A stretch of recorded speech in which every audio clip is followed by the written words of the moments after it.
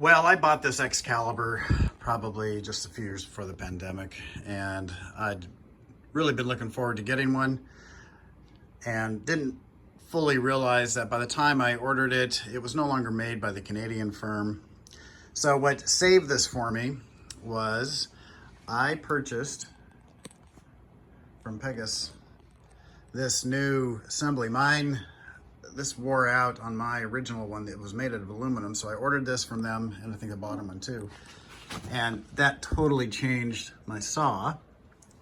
But then what I had happen is my rocker arm broke. You can see right here, it broke off. So I went to Seyco.com and ordered from them this new kit.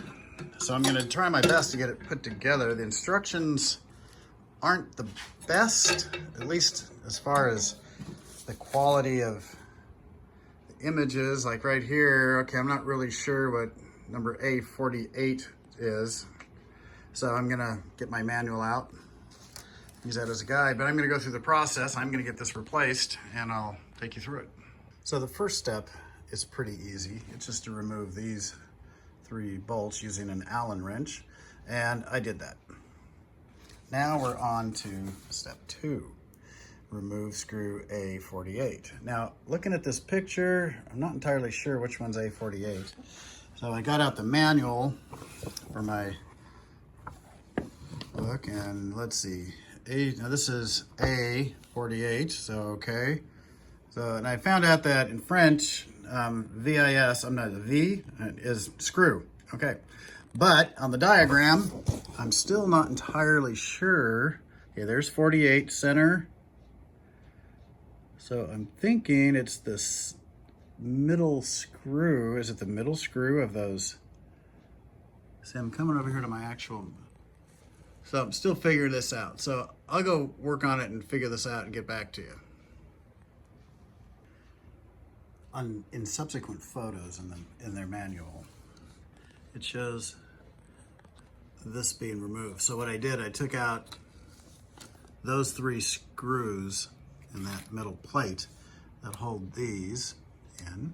Let me zoom out a bit. There we go. So looks like step 2 is done.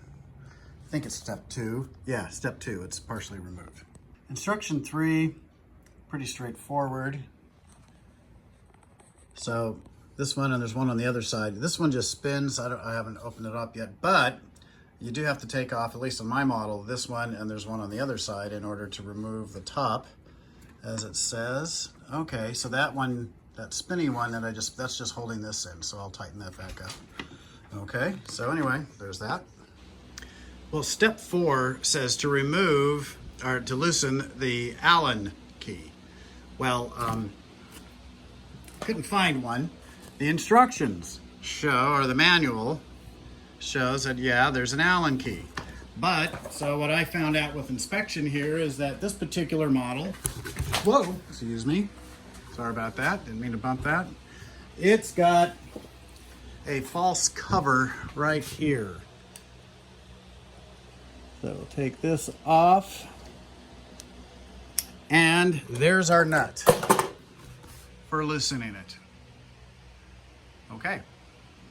Instruction number 6 says to remove that. Well, I took off all of those that are on there.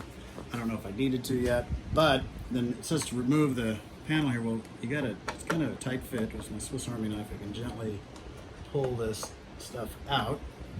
So there we go. Okay, I don't want to break it. Sure, what do we got here? Okay. Well, I continued to have troubles extracting the, what do they call it, the control box. And then what I realized, this is some type of little access panel. It's just a little rubber plastic screw but when I pull it out now, that's what was kind of holding me up in there before. So hopefully now the power, there we go. This was a tight fit right over here. Okay, now I can set this aside. Ah, man, I'm using a lot of patience today. Instruction 7 says to hold the balance block, C2, with an open wrench, and unscrew C11. Picture's not the greatest, so on here you can see, let me see, make sure I get the right spot. There we go. C2 is right there. So it's that oblong piece, and then this nut here, there's 11 that we're gonna take out. And it turns out, so you can see in here, do I need to zoom in a little bit? So here's the one that we're holding. See, there it is, that oblong shape. And then this right there is C11 that we're taking out. So there we go. Just a side note here, it's amazing to me, engineering and, you know, all the adjustments here, but when you spin this, look how much there's not much eccentricity to that, and that little bit of motion is what gets multiplied by the machinery, by the gearing, the levers over there, into making the scroll saw blade go up and down. So it's pretty interesting. One last thing to note for you, which is really important, is that this screw is reverse threaded, right? So your usual unscrewing, your usual tightening unscrews it. So remember that. Okay, the next step, step 8, says to remove those. The manual guide's not too helpful, but what it is we're going to take off are, right up there. These two right here, this one and this one. The other side, there's a nut, and then it's an Allen, it's an Allen. And this is our two arms, these right here, that we'll be replacing, hook into that. So this is the next step to remove these. Do that now. Okay, and got it loosened, and I'll take that off. I just want to make sure you see we got that washer on each side. Okay, I'm very happy to report that step number 9 was just like it shows in the picture. So hopefully, take out this last one. There we go, and hopefully it comes out without any surprises. Okay, let's see, take this out. Okay, I've got there's an Allen over here. Okay, so we've got right there, you can see we got an Allen nut, so I need to adjust that. So I got to stop this for a moment. What is that? That's for removing battery terminals. Okay. All right. Oh, look at there. Is it doing what you want it to do? Yeah, it's doing exactly what I want it to do. Okay, very good. Excellent.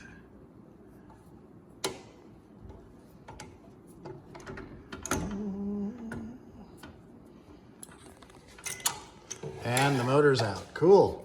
The bearing is still on the shaft. So you might, once you remove the nut here 2 steps back, you might get that extracted at that point before you take the motor off, if you can. Our new piece has a bearing in it. So after we extracted this, we're going to take the old bearing off, so that using that same tool. Maybe we are. We're going to break the bearing. No, we're Okay, coming. We're coming. we're getting it? Good. We're coming. All right. So step 10, pretty straightforward. I removed this one earlier, and then this came out really easily. So I took out removed this, and now that will just come right out, and that piece should fall right out. There we go. All right, there's the piece, and there's a broken one we got to replace. Okay, so kind of pried this apart, and then we've got what is that called? A wear bearing or something? Bushing of some sort. I'm going to pull this out for right now, set it aside, okay? Cool, all right. There's probably one on the bottom too. Yeah.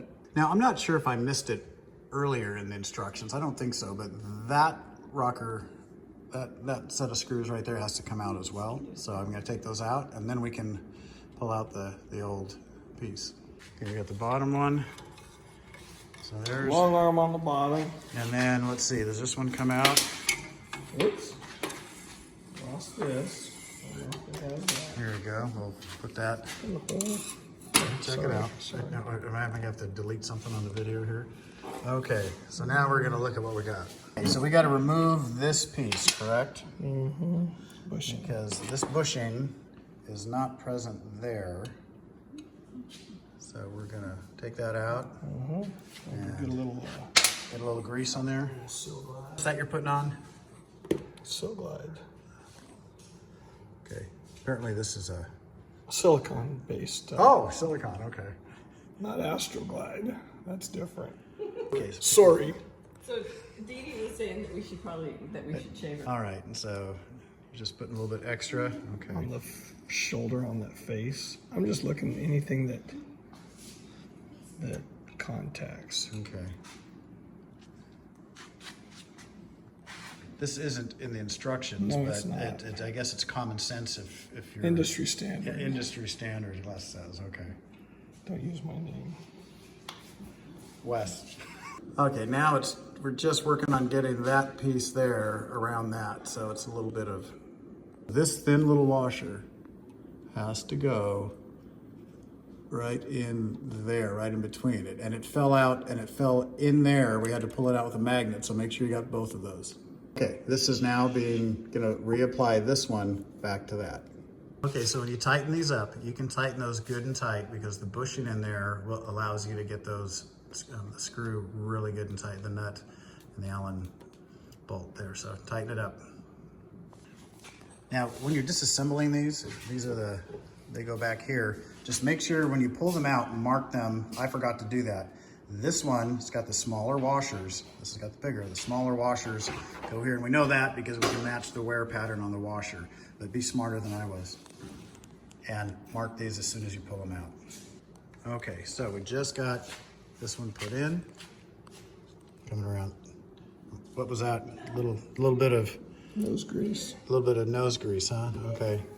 And then we're gonna get that tightened over there. Silicone. Yeah. All right, so we've just been completing this step here.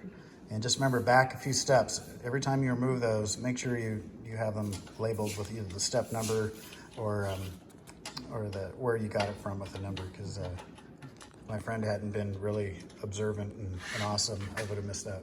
All right, when you're putting the 1/4 inch by 2.5 inch bolts back in, this one here, this washer needs to be small. Otherwise, it's not gonna fit on here. So make sure we had it the other way around.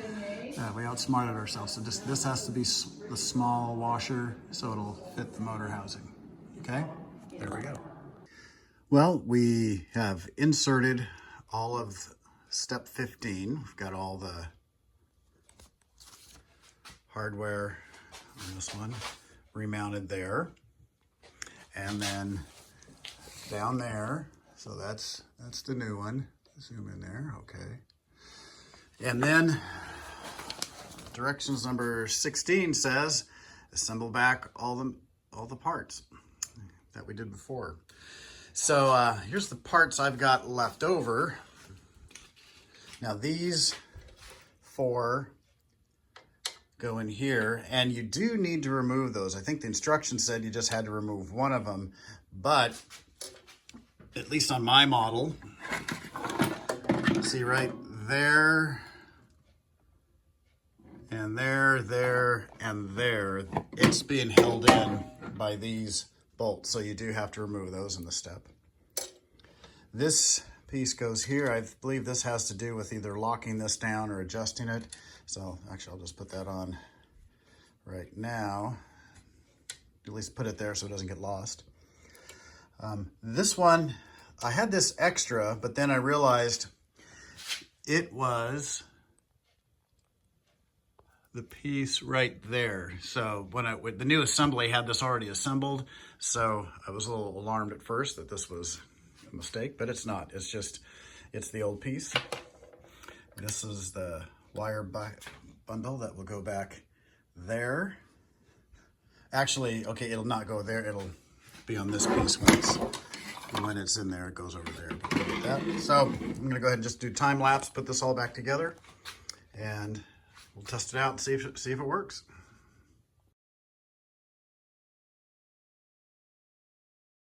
All right, I just discovered that in trying to put this piece back in, I don't have quite enough play from this cable here. So I'm going to go ahead and loosen these three and rotate the motor anti-clockwise so that it gives me hopefully just enough more room, whoops, to get this wedged into there.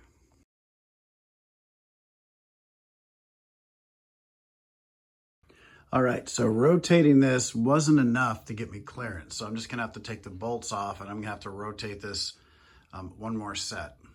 So it's really important that before you take this off, you might make a reference mark on here or just take a photo so you remember exactly where this was. I thought I had it in the right spot, but I think it needs to be rotated one more, anti-clockwise.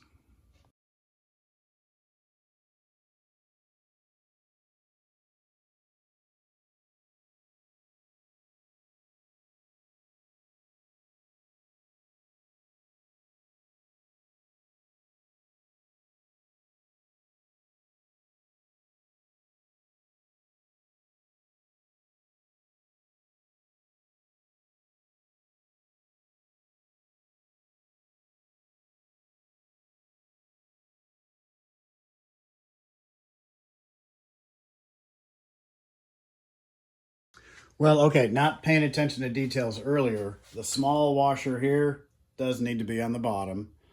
I think I initially did that, had it down there, then I outsmarted myself and took it off. So I've just got to pull this one out, pull this one out and get the small washer put on there. So that's unfortunate, but easy to fix.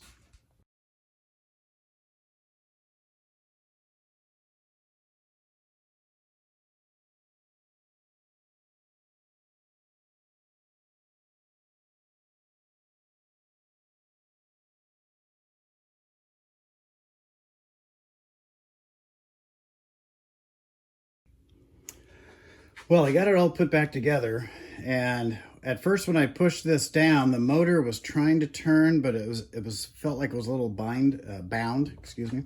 So I came through and I just very gently loosened I loosened this one because I thought it might have been a little too tight, and the one on the bottom underneath, its counterpart. So I loosened them slightly, and then I noticed too that I'd had this set at about half power. I don't know if that was it, but anyway, after adjusting the tightness on these, it's working.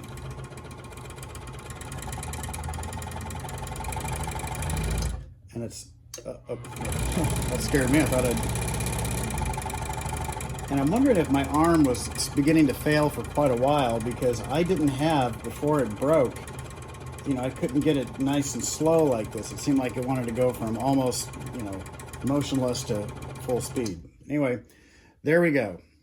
The only thing I would do different on this project next time is that as I was taking these parts off, I would have, as I should have done, and I've done in past projects, have a piece of paper laid out, numbered by step in each part, and would have made sure, on the motor here that you have it marked ahead of time so you know its orientation as well. But I'll go ahead and put that into the video. So with that, I'm appreciative to Seyco.com. When I contacted them asking if this would fit on this particular model, they said it seems to work for their customers, and he said, but if it doesn't work, they give me my money back. So I can't beat that, and thank you, Seyco. And then also these Pegasus blade holders that I got. I think it was through Bearwood Supply. It's in the video. Anyway, all right, well, to work now.